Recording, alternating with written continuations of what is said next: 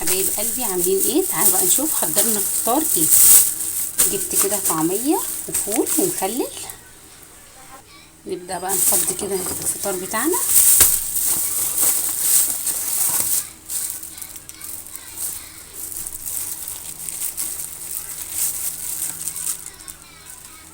ده فول جاهز.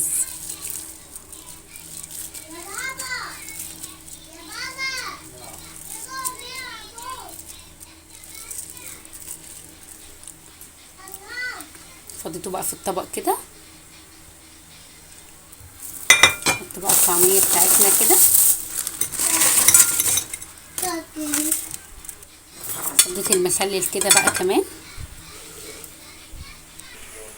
حطيت بقى الاكل بتاعنا كده، وكمان حمرت بطاطس وبتنجان وفلفل وجرجير وطماطم وخيار، وحطيت جبنه وبس كده يا حبايبي. ده كان فطارنا. اتفضلوا معانا.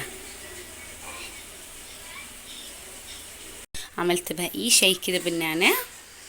لازم بعد الفطار شاي بالنعناع.